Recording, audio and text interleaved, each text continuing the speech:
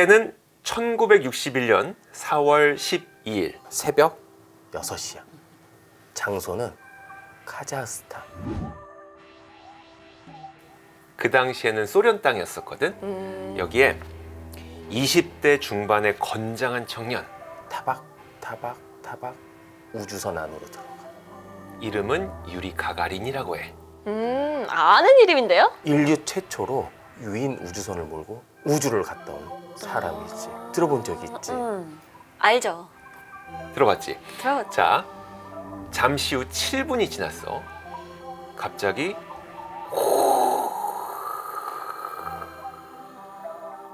하는 소리와 함께 굉음 그리고 엄청난 진동이 나타나고 피가 막 쏠려. 무슨 일이 있었던 걸까? 그때 혹시 우주선 발사한 건가요? 맞아. 인류 최초의 유인 우주선인 보스토크 1호가 소련 땅에서 우주로 발사가 된 거야. 소련이 미국보다 더 먼저 사람을 우주에 보낸 거지. 이 모습을 본 미국은 과연 느낌이 어땠을까? 뭔가 우리도 해야 되는데 어떡하지? 답답하고 뭔가 화가 나고 그럴 것 같아요. 답답 정도가 아니라 엄청난 위협감을 느꼈을 거야. 우주선을 보낼 수 있다면 그보다 더한 걸 할 수도 있으니까요. 그치?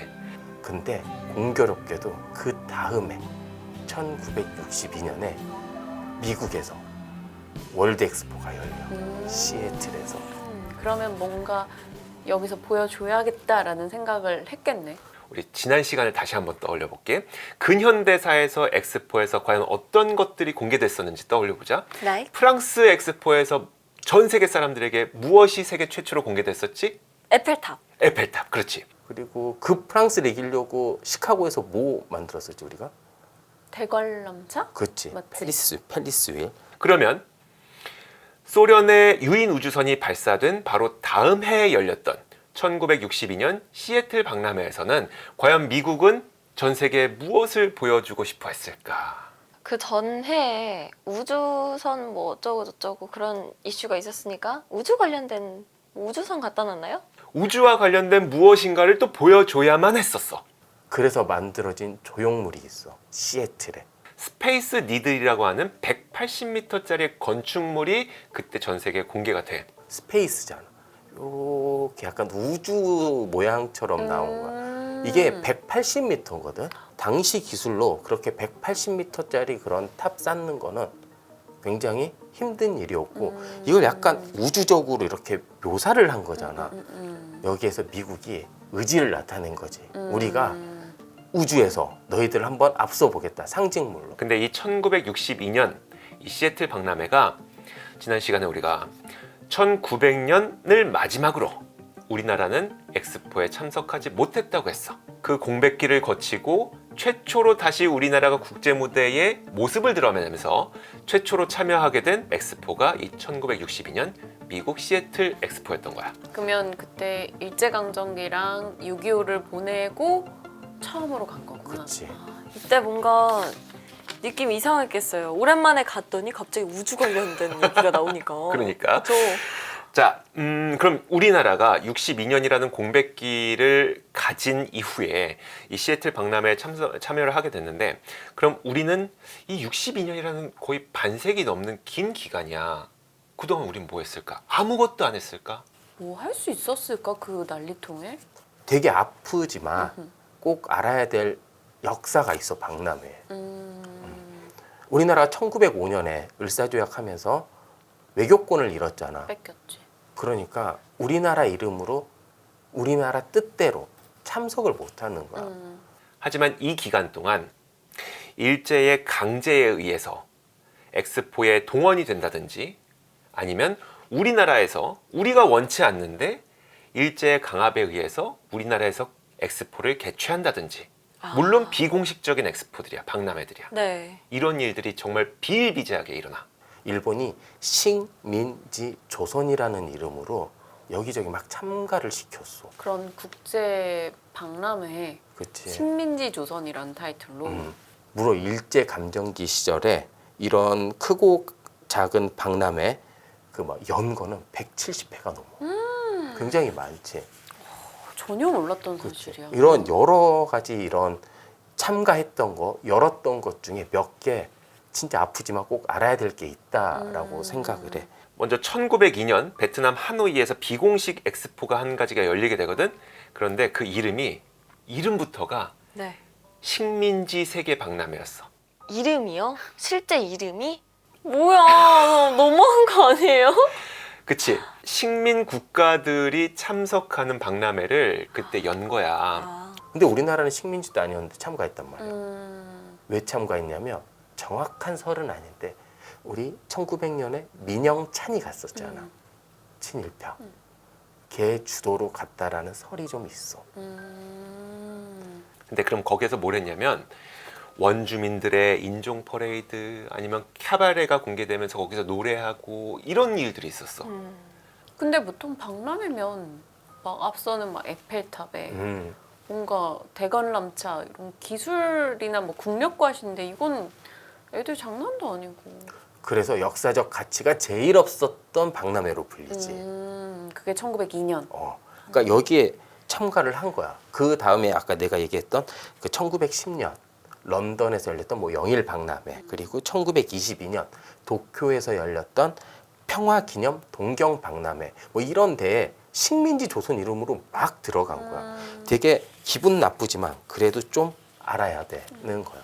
근데 내가 여기에서 딱 하나 꼽는 정말 알아야 될 박람회가 하나 있어. 우리나라에서 열린 거거든. 1915년 경복궁에서 열린 시정 5주년 기념 조선물산 공진회라는 박람회가 열리게 되거든. 이게 어떤 박람회였을 것 같아? 이름만 듣고. 뭔가 공업품? 아니면은 일단 뭐 물산 어쩌고니까 물건들 뭐 전시하고 그치? 이런 거겠죠? 자, 이름을 하나씩 네. 뜯어볼게. 시정 5주년 기념이었잖아. 그러니까 자, 시정이 뭐냐면 정치를 바꾼 거야. 바꿀시 정치정에서 정치를 바꾼 게 5주년 기념이 됐다라는 거지. 식민지 5주년. 그렇지. 이게 뭐야? 조선 왕조에서 일제 식민지가 된지 얘네 입장, 일본 입장에서 일본 제국 입장에서 5주년이 기념을 하기 위한 거야. 조선물산. 조선인들이 만들고 조선인들이 사용하는 물건들을 의미하는 거고. 네. 공진회. 여기서 공진이라고 하는 거는 함께 나아가다는 한자어거든. 네. 근데 여기서는 함께 발전하다 이 정도의 느낌이 있어. 우리가 대표적으로 일제 사진, 일본 일제 식민지 시절의 사진을 보잖아. 경복궁 앞에 이렇게 일장기들이 쫙 걸려 있는 사진이 있어. 근데 그 사진이 대부분 경술국치, 그러니까 1910년에 역사를 주권을 잃어버렸을 때 찍힌 사진인지 알거든. 아니야.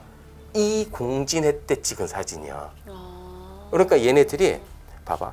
경복궁이라는 거는 우리의 조선의 상징이지. 왕이 살았던 거기 일장기를 쫙 이렇게 걸어놨어. 어떻게 보면 자신들의 우월함을 보여주기 위해서 만든 이런 박람회 같은 거지.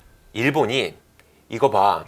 일본이 5년간 통치해 주니 조선인이 함께 발전했지를 날조하기 위해서 만든 박람회가 바로 1915년 경복궁에서 열렸던 시정 5주년 기념 조선물산 공진회였던 거야.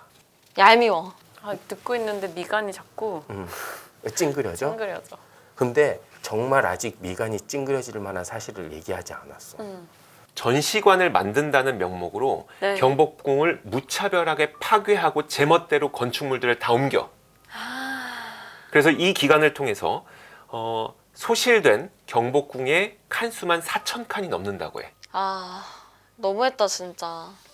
남의 나라 문화하고 역사인데. 그치. 그 4,000칸을 없애고 그냥 그리고 갔어. 끝. 그래서 우리가 지금 경복궁에 가면 볼 수 있는 게 4가지가 있다. 근정전, 그 다음에 경회루, 교태전. 요런 것만 볼 수 있어. 우리가 흔히 많이 보고 사진 찍는 데들 있잖아. 그리고 그 관련 부속 건물들. 그리고 그 외에는 다 막 지금 보수공사하고 있잖아. 이게 이때 그 내 한 서너 개 건물 빼고 다 없애버린 거야, 얘네들이. 이걸 몰랐다는 게 난 좀 부끄럽다. 이건 알아야 된다 사람들이.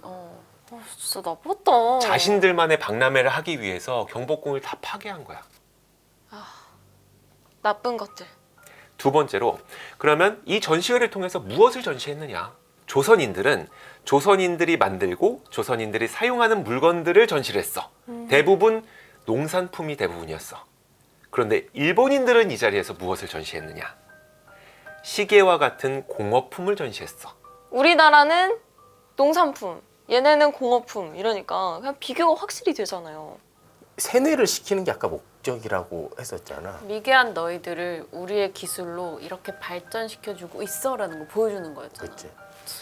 근데 이렇게 하려면 어떻게 해야 돼? 많이 봐야 될 거 아니야. 그치? 널리. 엄청난 홍보를 해. 전국에 다 알려. 그리고 단체 여행으로 오잖아? 요금을 할인해줘. 막대한 돈을 써가면서 조선인들이 박람회에 참석할 수 있게 도와줘. 돈을 많이 써서. 왜 그런 거죠? 많이 보고 많이 쇠뇌당하라고.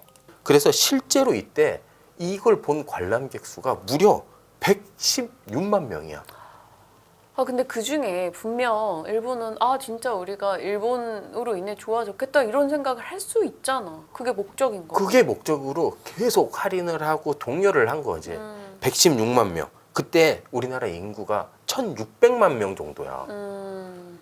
전체 인구의 거의 한 8%가 본 거지. 수많은 사람들을 쇠뇌시키고 네. 일본이 위대하다는 것을 자랑하고 날조하기 위해서 이 박람회를 그렇게 열심히 했던 거지. 진짜 근데 이거는 일부 사례일 뿐이야. 아까 얘기했잖아. 100차례가 넘게 동원이 됐고 우리나라에서도 170여 차례가 넘게 이렇게 이런 게 막 열렸다고. 일제강점기 기간 동안 열렸던 공진회나 박람회는 국제사회 어느 누구도 인정하지 않지만 일본은 조선인들을 쇠뇌시키기 위해서 아니면 우리의 정신을 파괴하기 위해서 이 박람회를 개최했던 거야. 그런데 지금 우리를 돌아보면 우리는 대한민국이라는 이름으로 우리의 국가와 우리의 삶을 영위해가고 있잖아. 그 모든 어려움과 시련과 역경을 다 극복하고 지금까지 우리는 올라설 수 있었던 거지. 여기에서 느낄 수 있었던 게 나는 힘이 없으면 엑스포, 박람회 이런 게 되게 정치적으로 악용이 너무 된다라고 생각을 해. 좀 굴욕적인 현장이 될 수 있는 거지. 그런데 행여나 나중에라도 그런 의도가 가진 박람회들은 절대 생기면 안 된다라고 봐. 당하는 입장이나 하는 입장이나 서로한테 득이 안 될 것 같아. 일제강점기 거쳤지, 네. 남북전쟁 거쳤지, 이런 역경 다 극복하고 우리나라가 국제무대에 다시 화려하게 복귀하게 된 시기가 바로 1962년이었어. 미국 시애틀 박람회에 우리가 참석을 하게 됐는데 시애틀 박람회에 우리가 뭘 전시를 했을까? 그러게 그때 당시 우리가 무슨 기술이 있었지? 그때 당시에 생활용품 위주로 전시를 했대. 그러니까 아직까지 그렇게 막 엄청난 예전엔- 기술력을 보여주지 못했구나. 그래서 우리가 본격적으로 최초로 좀 의미 있게 참가했다라고 여겨지는 박람회는 1967년 캐나다 몬트리올에서 열린 몬트리올 박람회. 이거는 캐나다 건국 100주년을 기념해서 열렸었거든.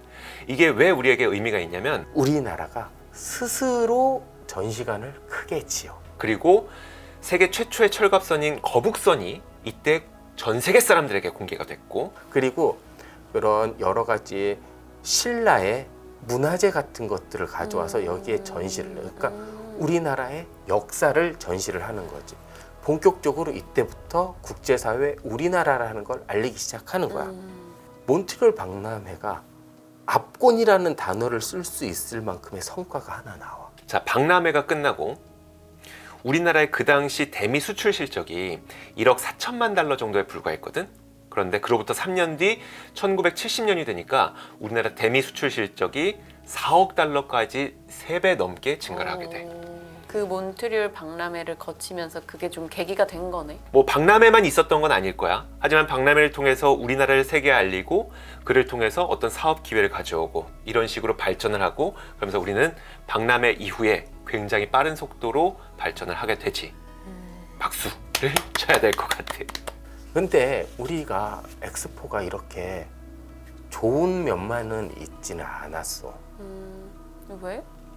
뭔가 이런 식민지를 제외하고는 사실 뭔가 기술 공개를 하고 교류의 발판이 되고 좋지 않나? 참 희한하고 공교롭게도 이런 박람회들은 전쟁과 엮여 있는 경우가 굉장히 많아. 1962년 시애틀 박람회에서는 박람회 폐막을 단 5일만 남겨두고 네. 역사에 길이 남을 사건이 한 가지가 터지게 돼. 쿠바 미사일 사태가 있었어. 들어본 적 있지? 미국, 소련, 쿠바에다가 미사일 설치하는 핵미사일. 거 가지고 난리가 났던. 세계대전 일어날 뻔했거든. 그게 불과 폐막 5일 전에 일어난 거야. 그리고 우리 67년 몬트리올 한번 생각해 보자. 67년 이때쯤에 큰 전쟁이 한 번 있었거든. 67년? 베트남 전쟁.